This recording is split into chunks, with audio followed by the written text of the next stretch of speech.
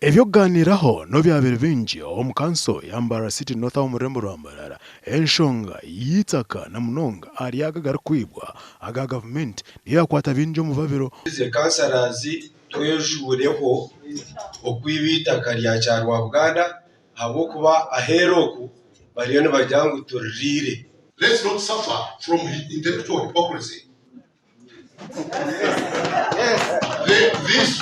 Lastly, if it were not possible to discuss it because it is subdued, it would have appeared.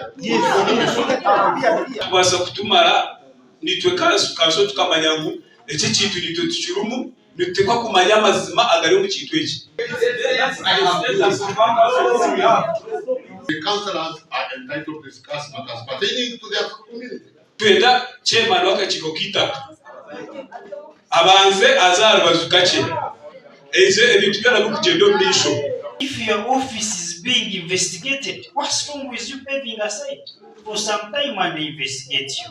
Ekikubanza myenda kintu kitwaze tukijure nga council because maybe karanwa kukimanya karanwa abantu tukimanya reka tugamba hitaka abaribire bamanyu ko kuza kureba mu cyapa bareba kankwatsa Rogers bareba twine nanga mutugira ngo n'uburyo David diryo mukono kesha mwari muri cyo kutugira mutu mukatubuzabuza atukugambire kudosha na minister bamuteka tekaho nabanza rwo mu office bamucondoza.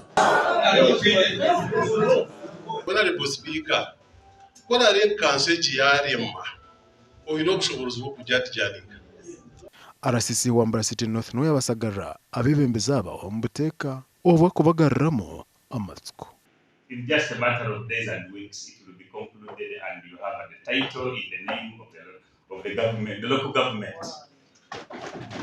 And you don't know how many people are interested in seeing this thing not going the wrong way. The students that posting at the beginning next week is to pursue the public hearing. Our TV West, the Senyomo Gideon.